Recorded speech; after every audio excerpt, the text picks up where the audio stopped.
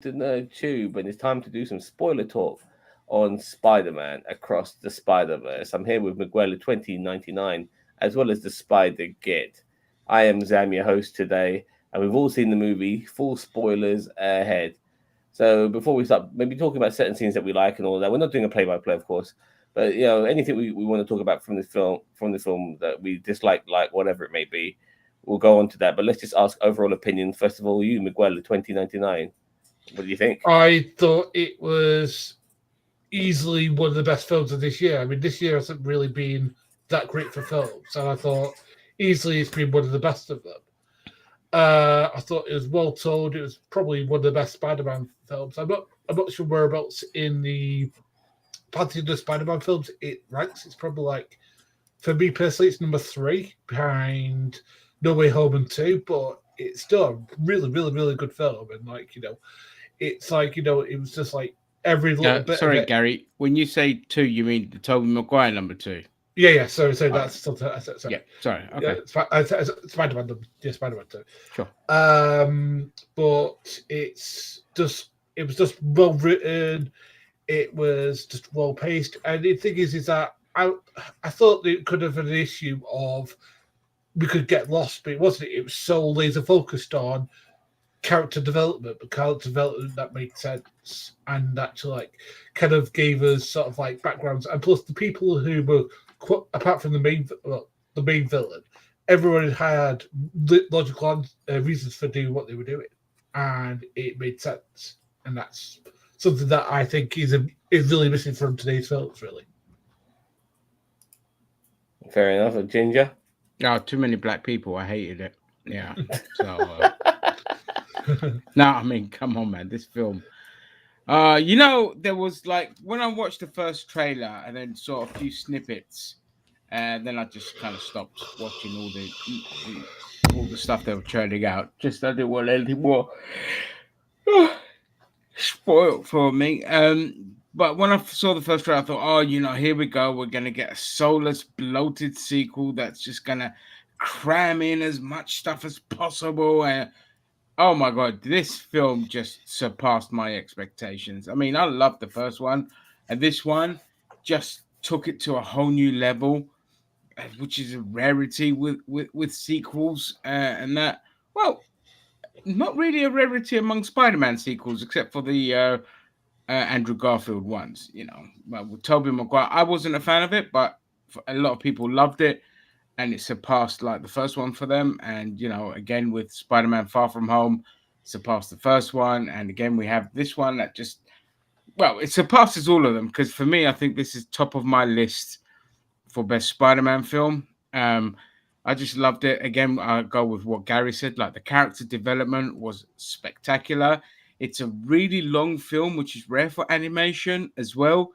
And they just took their time. They didn't try to rush for everything. The stuff with the villain, and how well like his plot went along as well, and how logical it was, how his character development went, how Miles's, how Gwen's went, uh, d- you know, capturing teen angst in an animated film. I've only seen it once before, and that was in the film Red, by Disney of all people, which on a rarity is one of their best animations, because it's just so different to what they've done before.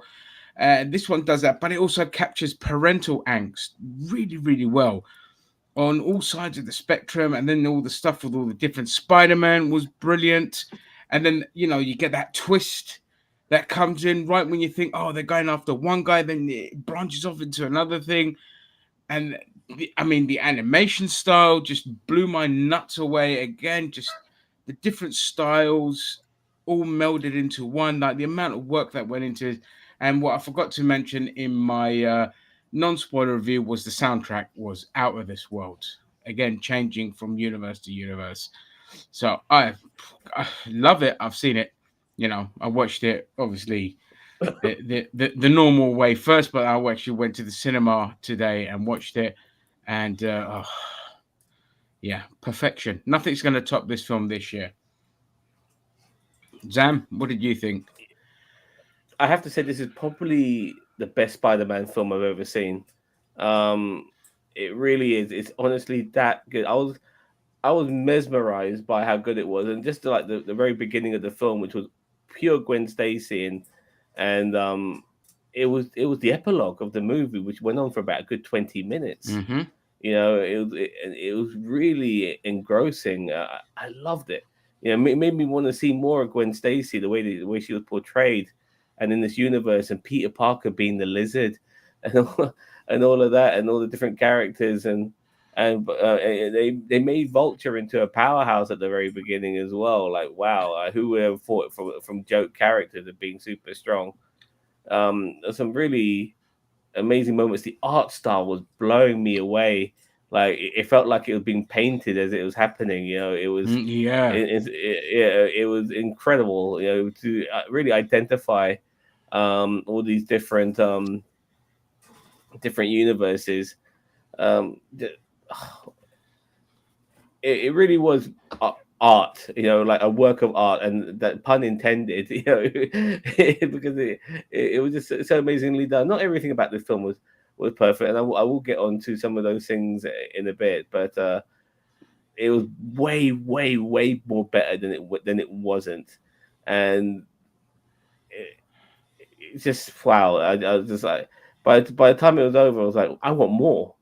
Like, no, this Yeah. can't be it. I want more. You've Empire Strike Back to me, motherfuckers. Mm-hmm. I want more. I want so much more. This can't be it. And I don't know how long we have to wait now. 2 years, 3 years, until this is resolved. It's ridiculous. Um, but yeah, and we've got, when you talk about villains, it feels like we've got like several now. By the time this episode ended, sorry, this movie ended, we still got the Spot. We've got 2099 Spider-Man, and we've got Evil Miles Morales.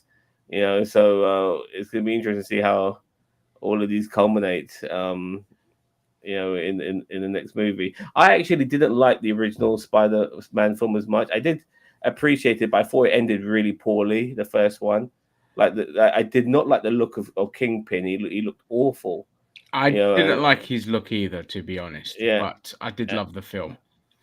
And I thought I like most of the movie, but I thought some of the final end. I thought the ending of the movie wasn't well done, because this movie hasn't theoretically ended. It has left you in a cliffhanger. It's just done right, and wow, like this multiverse, the Spider Verse, all of these sort of things. This film has so much to offer, and it's just fantastic. Chef's kiss. Yeah, I have. Best. Yeah, no recency bias. This is the best. This is honestly, and I remember, and I do think No Way Home was superb. Yeah, but I think this tops it. Yeah, me too. Yeah, I mean, Yeah. I've said before that I love the Tom Holland trilogy. I can watch all three of them over and over again. They are them and the Winter Soldier are my most rewatched Marvel films, and this tops that trilogy by far. There was just so much well done about it. It didn't try to be anything like over extravagant. It just kept itself grounded, and all the credit goes to Lord and Miller, the who wrote and directed this. And if you know them, they've done the Lego Batman films. They've done other things as well, and they're so talented when they're left. And it's not just that. This film, despite it flashing up with Pascal pictures at the beginning, which should fill everyone with dread when you see that, okay, because that's the person that's botched the entire live action Spider Verse. But you could tell that this did not have studio interference. They were like, "Oh, just go with it," and whatever happens, happens. Because the first one didn't make money. The first one was a flop. But Oh wow. yeah, so Sony, the good thing with Sony is, again, it's very rare that I praise them. They actually took on board the online buzz and the cult following that followed this film after the fact, and the meme culture that kind of sprouted out of this film and all that. And they just said, okay, fuck it, we're gonna do a sequel. And it's been 5 years since the other film, and this got delayed twice. And when it gets delayed, you're thinking, "Oh God, here we go." But for whatever reason, it was delayed. It was the right choice to make because we literally got a phenomenal masterpiece. Like I want more, and I was so glad that this was part one. I was just like, I didn't know it was part because I hadn't been following everything that was going on deliberately to avoid as many spoilers. Like I said, I watched like the first trailer and a couple of little snippets, and then I just didn't realize until the day it come out that somebody mentioned that this is part one, and I was like, I'm so glad because I'm hooked. I want more. But I only want more if it's Lord and Miller involved. Like if anyone else is involved, then I'm like, no thanks. Um, yeah.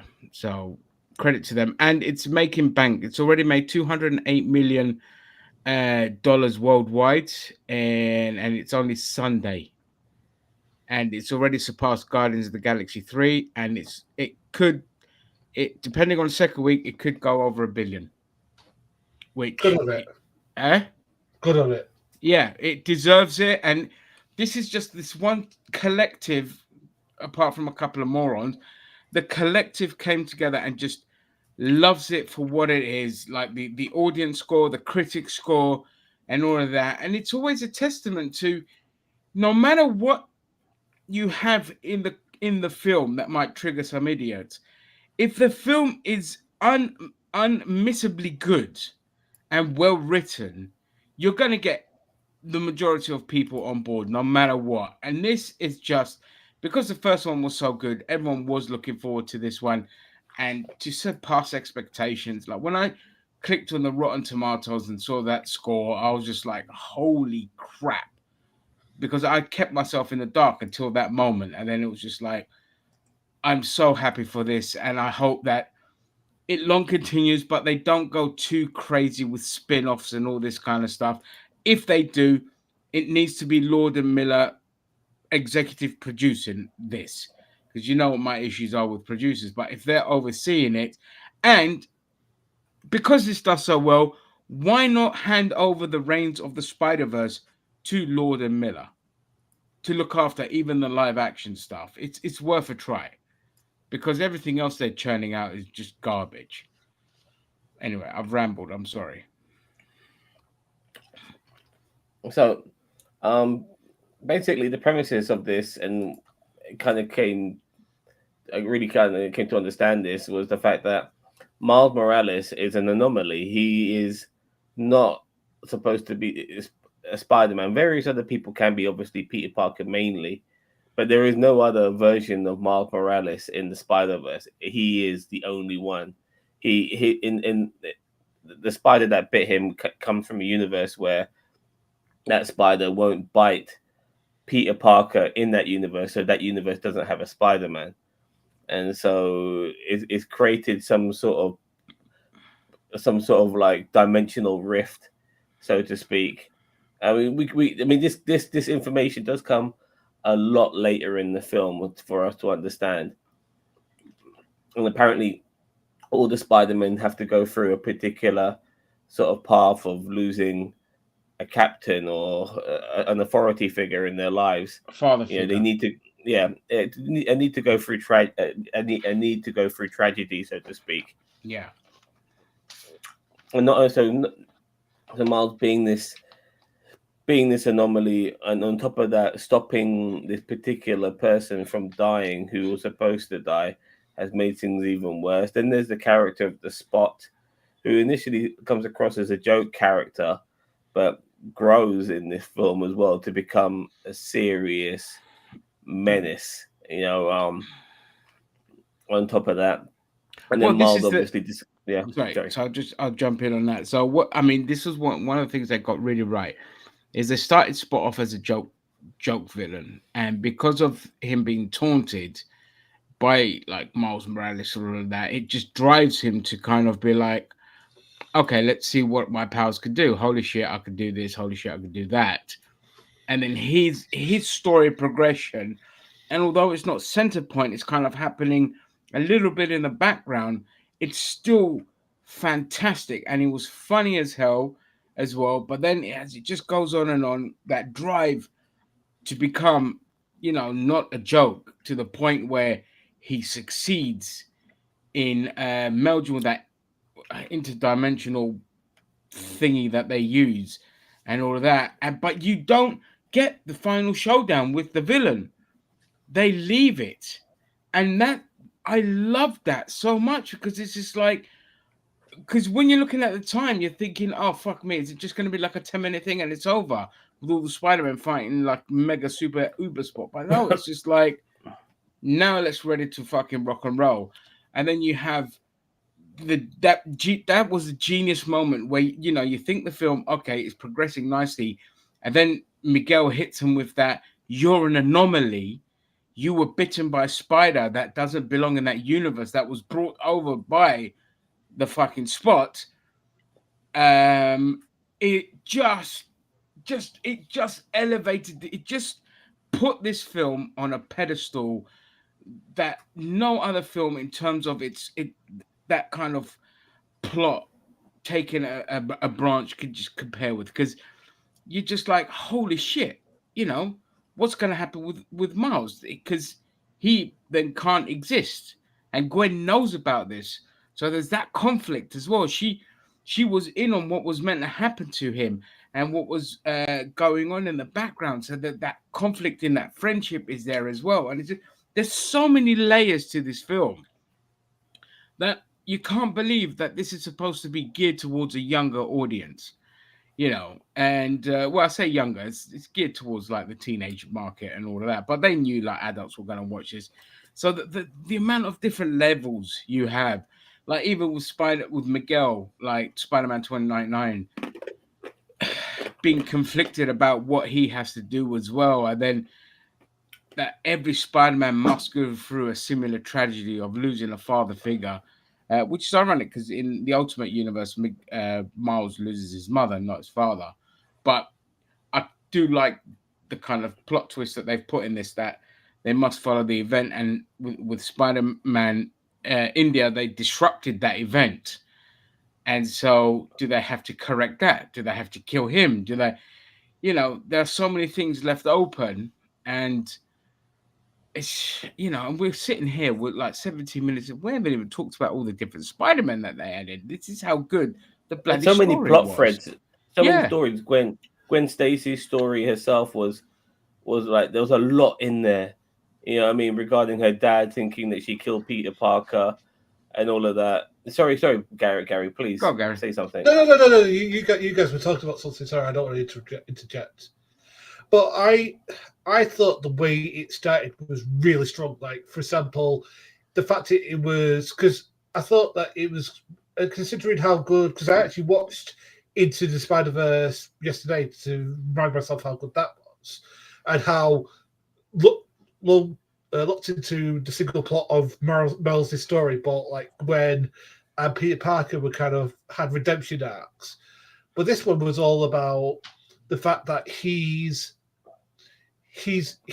conflicted about lying to his parents, that he wants to tell them that he's Spider-Man, that he's like making excuses of why he can't do it, and it's like, and you can tell there's a want-to in his body that he wants to say, look, I'm Spider-Man, you don't have to be afraid for me, that's what's been going on. And that was so well done without him having to tell his mouth saying, this is what I'm feeling. The fact that they could animate that and the voice actors could say that without actually saying it, and it goes into good writing, and I think that's what's key for this, because there is a love story going on between Miles and Gwen, and it's one where you're thinking, how are they going to resolve this, because each can't live in the other's universe.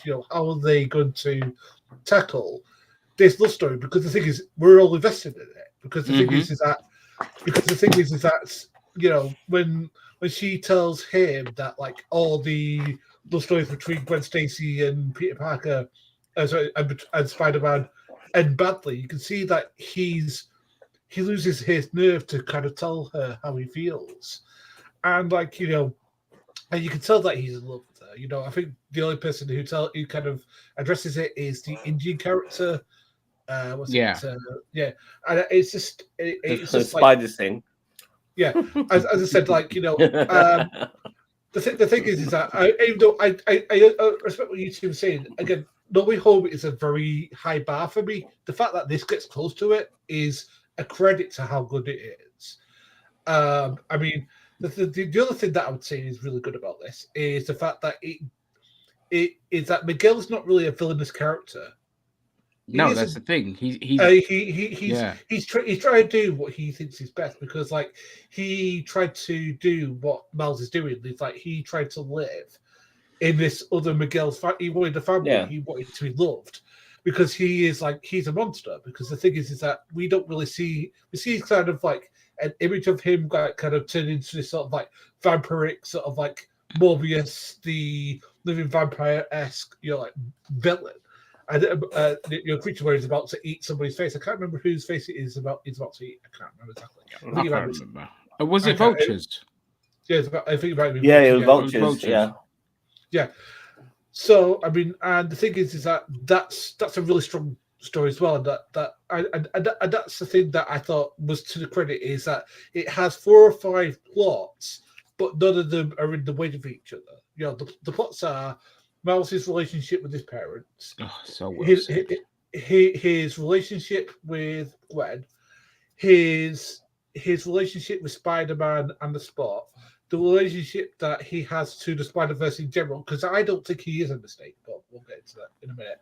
And the 5th one is what the Spot is causing is the Spot an anomaly of himself, because he was created by that collider.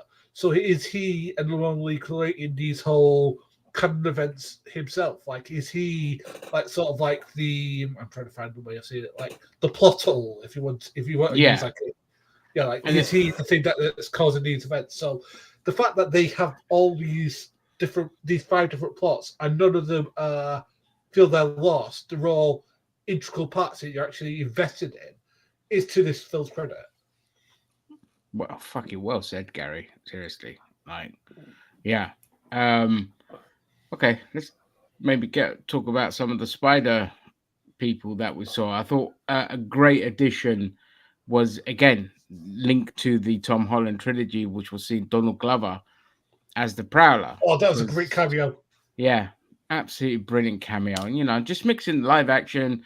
Again, when Spot goes into that shop, that was from Venom. Apparently, I haven't seen the film, but where Venom eats that villain's head, the guy who robs, that was that lady's store who you see, where Spot takes the gum.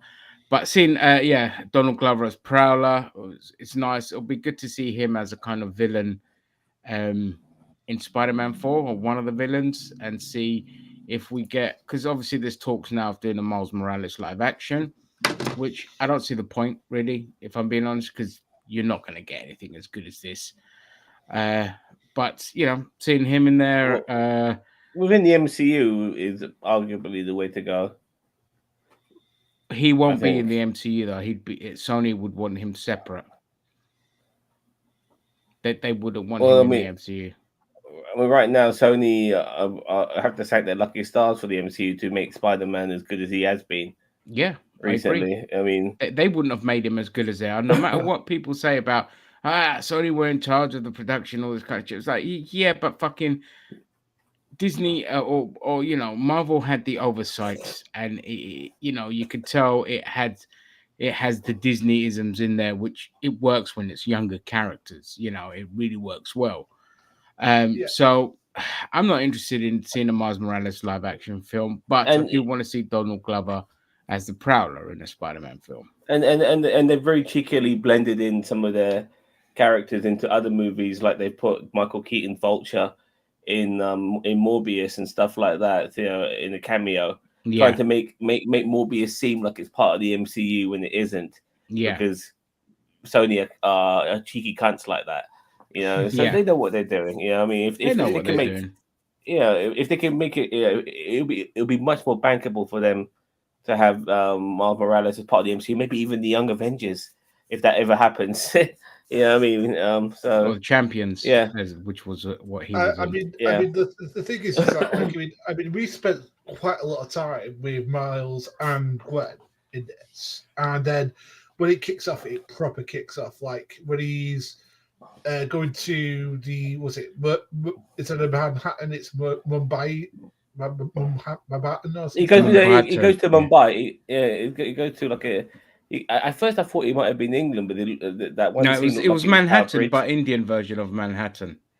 Yeah. Okay, so Because he India. showcases all the landmarks, like the bridges and that. Yeah, but that one particular bridge looked a lot like Tower Bridge, which was unusual. But nevertheless, No, it was Manhattan though. Yeah. but so did the Indians colonize America? Is that how Uh, it works? Possibly, or they were just left there by the Because British there and was they there expanded. was yeah because Spider saying I don't know if that's his real name. That's why I'm calling him. He mentioned how the British stole everything. He said it very quickly. Yeah, You missed a soundbite and you won't hear it. But he said the British stole all our stuff and stuff like that. So, but you mentioned like there's loads of cameos in there. Like you had the Yuri Lowenthal who does the voice of Spider-Man in the video games, and he was in this. yep, You had the voice of Spider-Man from the seven. I mean, like every Spider-Man. But one of the things I didn't like was that they briefly showed the Lego Spider-Man, and you thought, yeah, okay, they might have a bigger role in this, but then boom, they don't. You don't see them at all for the rest of the fucking movie. It's just stuff like yeah. that. Which I'm is a not. nice. It's a nice callback to Lord and Miller's kind of, because they did the Lego movies and that. So I think it was just more of a thing for them It was a to kind callback. of had. Yeah, it's a little callback for them more than anything. Um, Well, I'd like to have seen a couple more scenes of that Lego in the film if they're Yeah, gonna. I would have liked to Yeah. see more of Spider-Man 1 from the PlayStation thing, 'cause he's in there in the background and that. Yeah, we I But mean, see. I Yeah, mean, they would mentioned video game, don't they? Said that's what yeah, there's a they couple of see. them from the Yeah, video games. Yeah, yeah. I'm going to ask you guys something though that you probably might. Would you want to see maybe with a live action Spider-Man, like either Tom Holland or Andrew Garfield, or maybe even Tobey Maguire in this? Or do you think that would have just taken away from Well, it? they are in this. They are in this as in the sense that they use clips. I'm not. Tom Holland wasn't, but uh, I wouldn't want them in there. No, I like it. this kind of like Prowler popping up, and that, but I wouldn't want them in there. It kind of takes away from well, it doesn't really take away from Maguire or Garfield, but it takes away from Holland. That's for sure. But I wouldn't want them in there. Don't want anything taking the spotlight away from Miles and Gwen, basically, if that makes sense. What I Because found. What? yeah, go on. Sorry. Now, what I found amazing was how it acknowledges that Miles Morales is a cartoon. Gwen Stacy is a cartoon because you got live action characters there as well. You got stop motion animation. Regarding the Lego and stuff like that.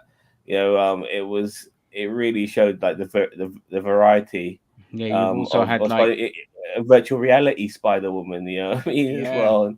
And so yeah. he's You sitting at had home Spider. playing. You had Yeah, was it 1960s Spider-Man who couldn't do much because his animation is very limited. So he yeah, swings yeah, it. It's yeah. like, oh, that's all I could do. Yeah. It was But it was fantastic. Yeah, the cowboy Spider Man, even his yeah, the Cowboy fucking Spider-Man, that was a great scene. his Yeah, horse. with the thing and the T-Rex, Spider Uh, Rex, I think it's called. oh, And that was amazing. you have the instead of thwip, it's T dash whip when he fires his webs. I thought, oh come on, man, that's just I was brilliant. immediately think as soon as I saw the T-Rex Spider Man, I'm thinking to myself, so how does his fucking tragedy scene play out? Was his like his uncle or his girlfriend's dad like a fucking T-Rex cop or something? Like that was the first thought that popped in my mind as soon as I saw the T-Rex I've never read and stuff. a Spider Rex comic. There's an actual comic of it because obviously there was that universe. It was like, I don't know if it was a dinosaur universe. It was like Dinosaur Avengers or some shit like that. But I haven't read. I'll just Wikipedia it at some point. But yeah, that would be hilarious if they're like their uncle gets shot by like velociraptors, in a fucking tree robbery or some shit. Um, Uh, we see Peter Parker with his baby, and I'm thinking, damn, like I know your baby's literally sticking to you right now, but this is dangerous as hell. what you're doing. Yeah, we So- got to see little Mayday, who's again, she was the first Spider Woman in the comics. I think she I don't know if she was Arachnid in the comics. Oh God, there's so much going on in Spider-Man comic books that it's hard to kind of keep up with. But yeah, that's little Mayday. She's in the comic books. So I'll be interested to see if they spin that one off as well, because there is a Spider-Woman animation planned as well. But I don't know if it's tied to these at all or if it's its own thing. and by the way, they did. And I'm gonna quickly hide this for a second, but they did. Oh, Oh. Nope. He killed himself. It's gone. I'm trying to hide this, but it's weird. Let me try again. I'll hide you. I'll hide you. I'll hide you. There we go. Hey. Did that Spider scene. meme? Yeah, There we go. We're back yeah, again. the bit where they go, get Spider-Man. Everyone's pointing at each other. Amazing. Can we just see, like, one of the best parts of the film for me, and I don't know if you guys will agree with this, but one of the best parts of the film for me was when he uses that sort of like Matrix robot thing to travel back to his original world, and he comes to his mum and he's going, like, Mum, I've got something to tell you. He's like, I need to tell you time. And she's like, oh, you can tell me anything. And he's like, I'm Spider-Man. He went, who's Spider-Man? He's like, you know Spider-Man is, and he's like, and then like sort of like the realization, it's not quick, it's slow. When you just when you realize it's Boss Man, they gave you a clue very early on by saying, your hair. Why you change your hair? And I never picked up on that. Like, I didn't pick up it either. No, but when you watch it the second time, you see that they give it away straight away because he's going back to Universe 42, not 1610. I didn't pick up on that on the first time, and I'd be lying if I said I did. But the minute, like, I think when Gwen enters his room and he's not there, I was like, oh fuck, he's gone to the universe where the spider bit him. But again, that was just another bit that I just absolutely loved. And then you find out that in that universe, you put it together yourself. I love it. And it lets you put it together. Yeah, when you put it together yourself, it's just so good. I knew that the second she goes into his room, I'm like, he's not there. He's in the other universe. And in that universe, his father still died. So that means that Miles Morales will still have to become Spider-Man then. The one that's playing the Prowler in that universe.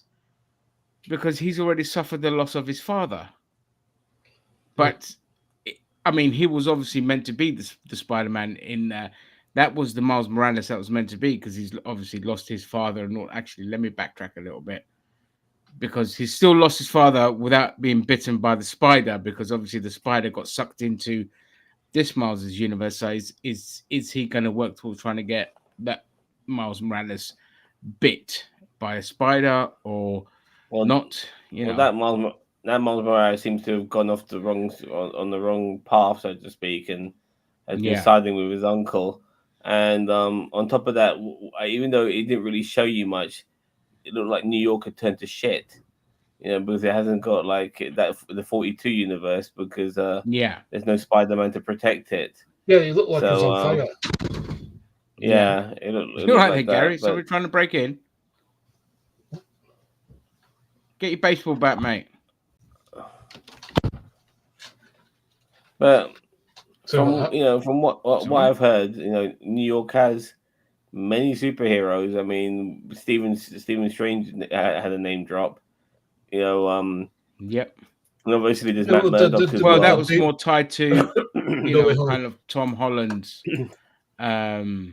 involvement with Doctor Strange. So yeah, the MCU gets a mention as well, which is classified as its right number, which was Earth 199999 or something like that, not 616 like they said in the fucking Strange in the Doctor Strange film. But again, you can always get away with it by saying, okay, well, that universe that classified Earth as 616 has classified that Earth as 616. Doesn't necessarily mean it's 616. in that regard. Because I do remember when they said that this is not Earth 616 at like the early days of the MCU. So when Rachel McAdams said it, I was just like, no, it's Even different. Mysterio said it, but he was faking it. But he was faking it, so you can get away with that little joke. Yeah. So, Spider-Punk was a great character as well. Although he was great, and his animation very Sex Pistols like, that kind of style. I'm not sure if I would be like doing my heroics with a fucking guitar, stuck to my back, but fair enough. Yeah. Well, that's Spider-Punk in the comic books. He's very much like that, like an anarcho, like an anarchist punk type character, and they transferred him really well into this with some of the quips he says. He goes, "Oh, capitalism in a nutshell," kind of thing, and all this kind of rally against the system. Anarchist politics. Yeah, and oh god, he was great. Spider-Man India was great. Very like full of love and enthusiasm and all that, and I love that. Was he? Did he have every time he was like? I forgot the name of that thing, but he looked like he had like the sort of like Indian yo-yo thing on the fucking end of his fucking. He did. Yeah, that was like he was using that as like a weapon as well. Yeah. Oh fucking hell! So. Yeah, and the beautiful hair and all of that, and yeah.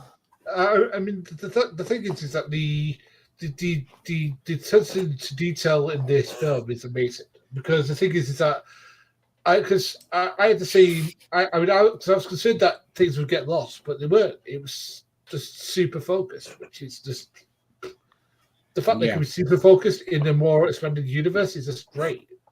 I mean, the thing is the chase through the Spider Fortress was just amazing on its own. I mean, with all the other spider people trying to get him, it's just amazing. Like, I mean, because like Miguel was just so scary, and the thing is that and the thing is that because you're having to remind yourself that like, no, he's acting how his character would, how he's written in the comics, and so's Peter Parker, so's Gwen Stacy, so's Flaming, everybody. They're reacting how their characters would. Yeah, I like what they done with him. Because they made him a guy who had his parallel universe version of him die or disappear. So he pretended to be that girl's father, his version of himself's father, which was a nice gesture. It goes to show that he is a decent person, but by doing so, it destroyed that particular universe, and even like the girl who ended up being his daughter disappeared in his arms. So you can see how broken he is. He's and how determined broken. But it adds to his determination to make sure that doesn't happen in every other universe. So, I'm not sure. I don't know how you feel though, because like all these Spider-Men are cool with the sacrifice of it just felt like they were all a bit too on board for it, for my liking. Yeah, that would be my one criticism, is that they're all a bit too accepting of it. And it's just like, well, if you know it's going to happen, and with like Gwen's father, they get away with it by him saying he's not going to be captain and all of that. But does that still stop the event from happening just because he's not a captain? Because, Uncle Ben wasn't a captain. He was just a father figure. So does that prevent the loss? I don't think it should. I think it should still happen. I think he should still die, because then people would just be like, oh, that's just fucking incredibly. I think making it a captain was a stupid move. Like, specifying it has to be a captain. Like, they could have done it in a way that, regardless of it being a captain or not, is that significant person that will have to die, and obviously change that. But he's already life for the better. But he's already had that with Uncle Eric, Uncle Aaron, sorry. Well, and I think Spider Singer was already a proper hero, regardless of the captain dying. Like, Tobey Maguire's Spider-Man needed his uncle to die for him to see the light, but Spider Sing was still being heroic as fuck without a tragic death. So it's horses for courses, in my opinion. So, but the problem that the series has is that it points out the flaws that films like, for example, the Doctor Strange movie had with its portrayal of the multiverse. It's like, this is what you could be doing, but you with so Doctor limited Strange with or what No you Way did. Home. Doctor Strange. His multiverse of madness. Yeah, I mean, compared to that, it's not even a comparison. I mean, like Loki kind of was kind of okay, but it wasn't this level good. Yeah, I mean, Loki was, they're all mediocre compared to what this fucking film was. Let's be honest. They're like, it's good. They're those were like mid tier, and this film is just next level. It's it's its And own parallel thing. universes has become a real big thing now in films recently, because back in the day, like, the only dose of parallel universes I ever got was Sliders, which became predominantly more shit after each season. But it lost its way big time, and you got rid of most of the main characters. Studio interference. That's why. Yeah, but if you don't see the main characters, the first four have to be the same four that you end up seeing going home. Maybe you could kill one of them off, but basically, if the majority of them are not ending up going back home, then what's the point of following the show anymore? Exactly. You know what I mean? So, but then after that, I think we've got a movie called The One with Jet Li, and then after that, we got an abundance of parallel stuff. The Flash television series has got it. Obviously, the Flash movie will probably have it too. And now we've got the Spider-Verse, Doctor Strange. We've got that Michelle Yeoh movie. I'm loving all this parallel universe stuff, man. I can't get enough of it. Oh, I love it. I think I love the concept. It's always been a great concept, a very underused concept. But it's a good thing that it's been underused, because you don't want to overdo it as well. I think they botched the Doctor Strange one. As much as I enjoyed that film, the multiversal side of it was absolutely crap. And yeah, the Spider-Man was fucking brilliant. But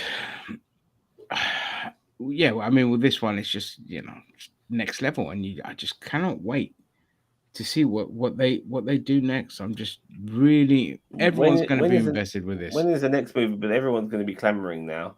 When I is don't the next know. film coming out? I don't know, but given that this one took 5 years to come out, and it's still insanely popular, and it's making bank, 5 years. Is it that long? 5 years, because it was meant to. COVID delayed it quite a lot, and so yeah, they had to basically go on hiatus for at least a year, and then when it was initially announced it was meant to come out last year, and then they pushed it back, and if they pushed it back and they were just able to perfect it even more, I'm like, well, you know what, just take another 5 years then, because you can't rush perfection. And I don't know if I want to wait 5 years for a final chapter. Either way, we're still going to watch it. Everyone's going to watch it. I'm still going to watch it, but I think that it's prolonged. I would personally, if you can get it done within 2 years, that'd be great. I mean, who's to say that? I mean, well, I don't think so now with the writer's strike.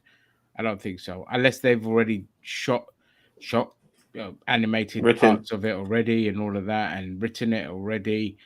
Then they could carry on. But if not, then who knows? The writer's strike is going to put a lot of things on pause. But I mean, this. Tito said they heard it'll be next year. They are working on. So they must have already started working. Oh, okay, they were working on it together.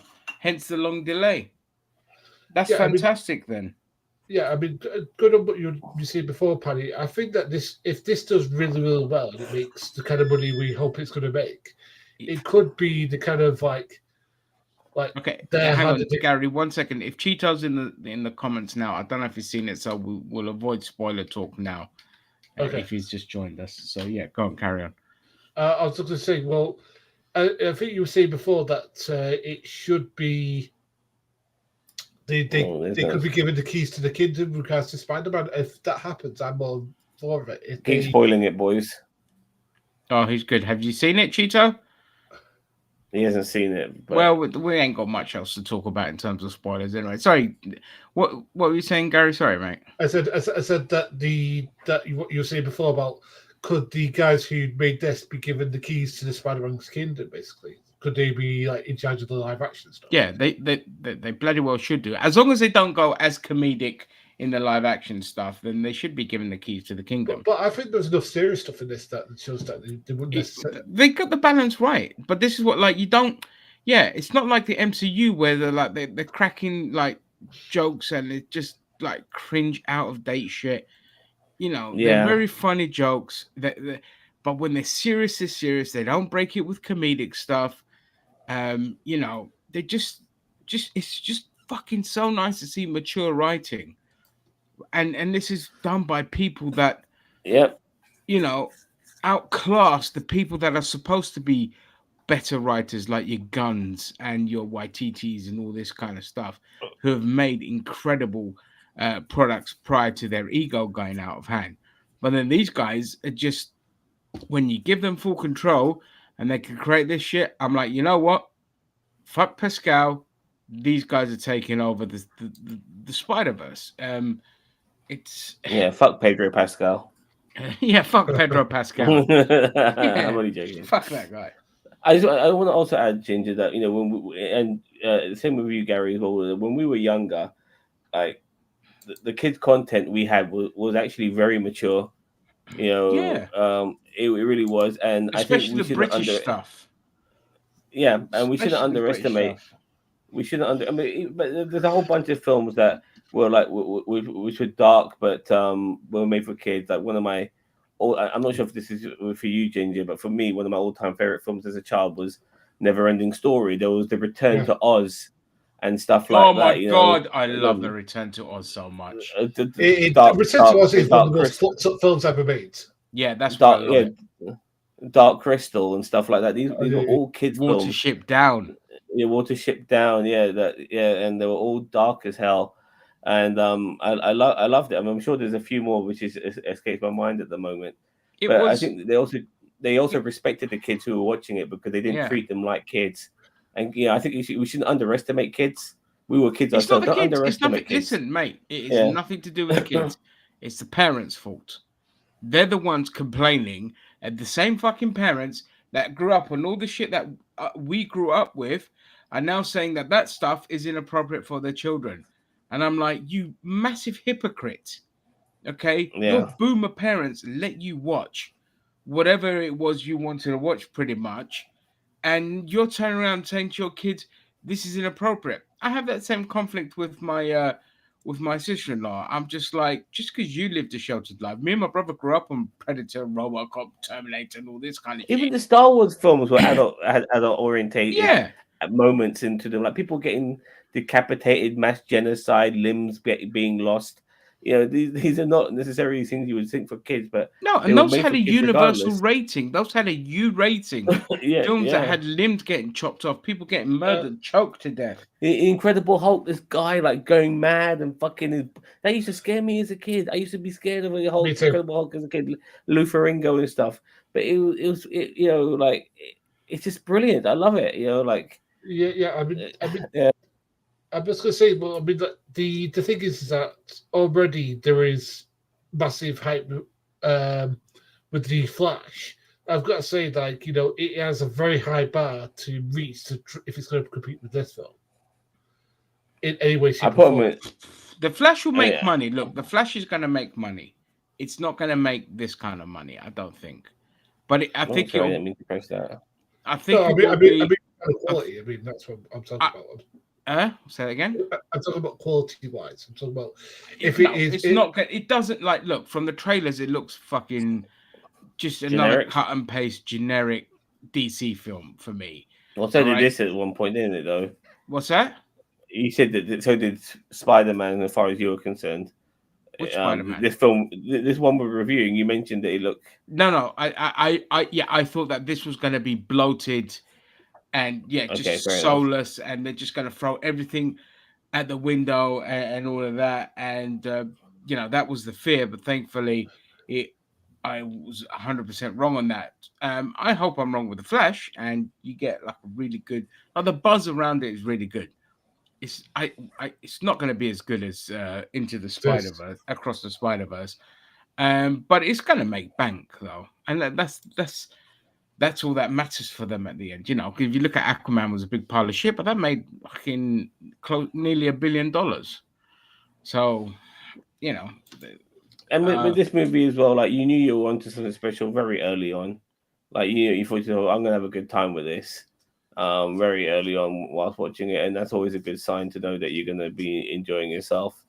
yeah, And yeah, I fucking loved it. It exceeded my expectations. You know what I mean? it I'm sure just with all of you, it went. guys. Yeah, it went. I just one last thing. I just like how the epilogue, and then the second part where it goes into Miles's world. Like I did not expect that, and that set the tone. I was like, "This is so bloody good." Like not a lot is happening, but you're so invested in these characters that I never. This is what I never saw coming, and this is what I wanted. But I was worried we weren't going to get it. We were just going to get another event happens with like a bad guy, and then we're just going to chuck in all the Spider-Man to catch this big villain thingy and all that kind of stuff.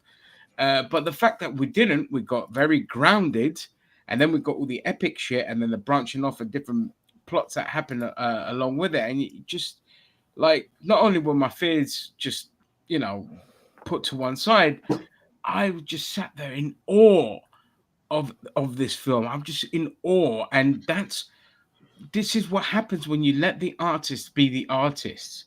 You get this, and it's just going to be beloved across the board. And again, other companies need to look at what generates the most buzz and the good box office and all of that, and just think, okay, we do need well written. We do need to respect the writers who are currently on strike. We do need to put some respect on good writers and build them up to how we used to have them, like the quality of writing in the 80s and 90s, which just started to die off in the 90s and that. But you need to get back to that because time and time again, it shows you when something is well written, well thought out, well plotted, people are just going to love it, regardless of who's in it and all of that. We saw the same with Everything Everywhere All at Once. All Asian cast. People can complain about wokeness there if they wanted to and all this kind of bollocks and that. But again, Asian director, they can do whatever the hell they want. And it was well written, well grounded, great character development, and a film not tied to anything became a box office smash and swept the awards. And time again, it just proves this is the Yeah, and best yeah, sustainable formula. all these people who complain about wokeness is stupid. We've seen the series Beef, all Asian cast for Beef, Yeah, you know, and it's still phenomenally fantastic. Yeah, regardless of the fact if it was an all white cast, people would fucking love it. But it's all Asian cast, people call it woke, but they're fucking shoved. They got their head. They've you know, the word woke is got lost all its fucking meaning. I don't want to go into a tangent on this, but people just want to complain for the sake of it, and people have been complaining about Spider-Man Across the Spider-Verse for not having apparently, from what I've heard through the grapevine, not enough white people in it, which is ridiculous. Not enough white men in it, which is absolutely ridiculous. Like you have to really be looking out for these things. You know, apparently, Spider Punk, they were complaining because he's anti-capitalism, so they have an issue with that. You know, But so if he yeah, was pro capitalism, they'll be cheering him on with fucking. They'll be like, he needs a MAGA hat now, bro.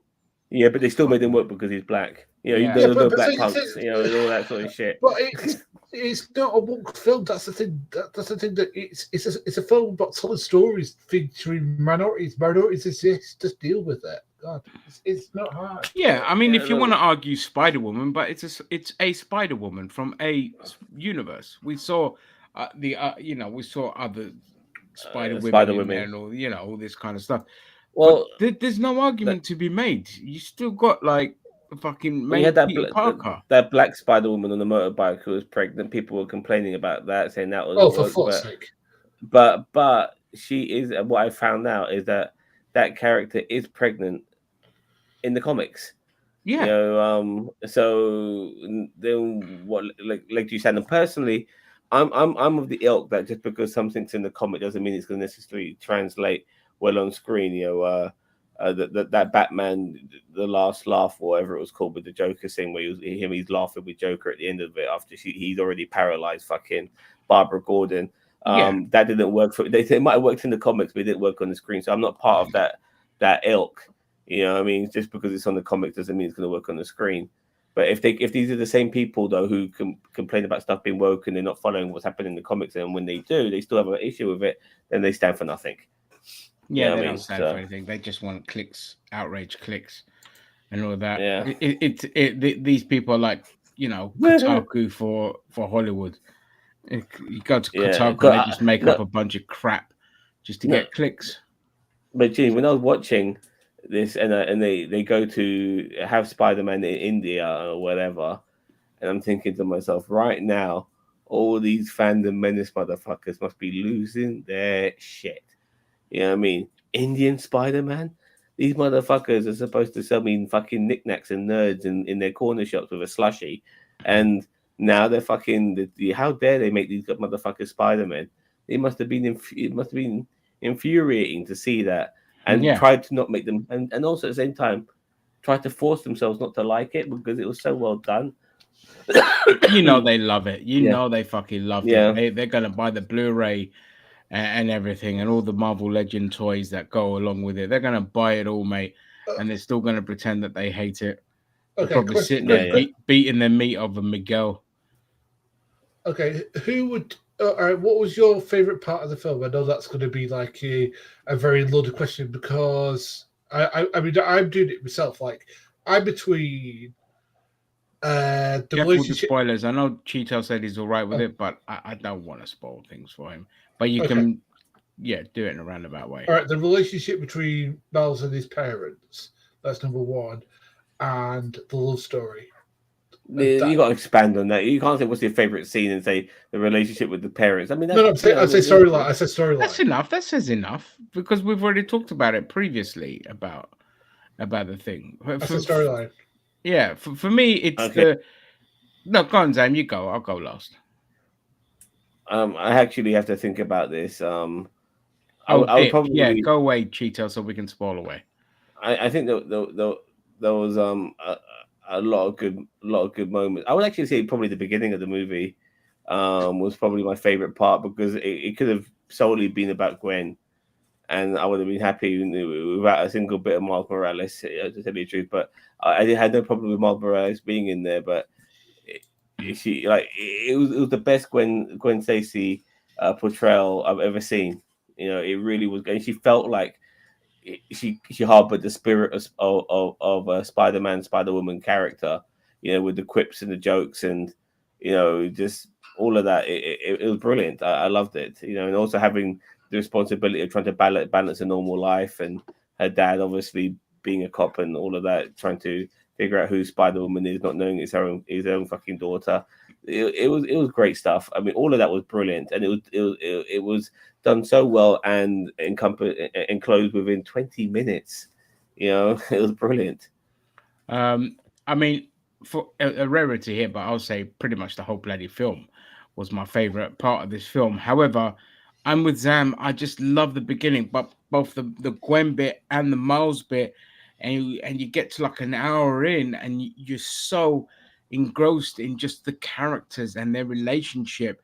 And I do love, the relationship between Miles and Gwen is fantastic, and it's just when it gets to that point where Gwen is there for different reasons to what Miles thinks, and then he realizes, and you get to that point about their relationship, and it's just like, it's just such a great cliffhanger to that part. And then you have the anomaly when he's revealed to be an anomaly as well, and it's just like, they hit you with that alongside the main villain plot, and it's just, yeah, it's just a perfect fucking film. And so, but if I had to pick, it would be, the relationship between Miles and Gwen, and just the beginning, the first hour of the film, just was good enough, you know. And I like also the way I mentioned this earlier, but I like the fact that they, he wasn't there wasn't other Miles Morales Spider Man. He was that anomaly, which is why he was. But it made you wonder, why is he excluded? What's so good or bad about him? You've got people who've been Spider Man for 6 fucking months, and they're part of this team. Why is he not part of this team? That's because he was never supposed to be Spider Man in the first place. Yeah, Which is what made it made it all the made the writing for this so good. You know, yeah, and Miguel being right about Spider-Gwen shouldn't have been part of the team as well, because he's like, look, the too relationship she has with close. Miles, it's Yeah, it's gonna jeopardize everything, and it does, and it comes to fruition, and it's like the guy, the supposed bad guy, who's not really the bad guy, he's the good guy trying to not have what happened to him, is sitting there proven to be right over and over again, and it's just that level of maturity that oh god damn it. Yeah. That's the thing, is that Miguel's motivations aren't bad, and No. that's. I mean, because actually, the more I talk about him, the more I realize that he is basically what Renslayer was in flaming in Loki, but it's a better version of it. Or the TVA is the TVA in the flaming Loki Yeah. series. Yeah, of what the TVA was and what Kang was in that. Yeah, Yeah, absolutely. All right, should we go final ratings, boys? yeah. let's do a final ratings. I'll go first. Without doubt, 10. 10. There's no if, buts, or maybes, oohs and ahs. Even a 10 doesn't necessarily have to be a 10 regarding it being perfect, because this is not perfect, but it's beyond good. It's beyond excellent, which is why it gets a 10. It exceeded my expectations. My nitpicks cannot make me even give this a 9. 10 all the way. Ginger? 11. 11. It has to go because it went that extra bit. I have to give this an 11 out of 10. A 10 isn't good enough. Like, it's just that good for me. So yeah, 11 out of 10. And got a 8. I'm going to make it a perfect screen, but I it was just amazing. I mean, the only thing that I'm a little bit trepidatious for is that they could mess it up with a third part. I'm just crossing my fingers they won't. I'm just crossing every third part of my body that they won't. But I've just got that feeling in my soul that that Sony or somebody might go, "Oh, this is what you need to do." I'm just hoping that doesn't happen. Gary, Well, Gary, I'm glad. sorry, I'm just going to say, if they've made this parallel to making this film, so they're working on this at the same time, then that hopefully the chances of that are very slim, because it's not that they've made this, now they're going to start making the other one, and that's where you run the risk of, hey, more bloatware, more do this, do that. But if it's running parallel and it's already established what's going to happen well in advance, like they did, with Back to Future and all this kind of stuff, then the chances are slim.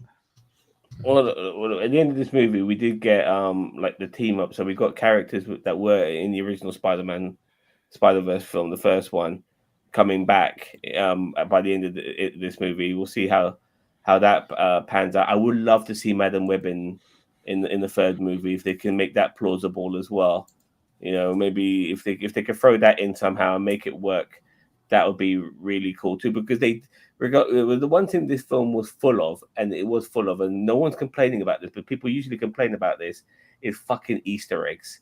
This shit had so many fucking Easter eggs. I thought the fucking Easter Bunny was going to be coming running down with a basket at some point.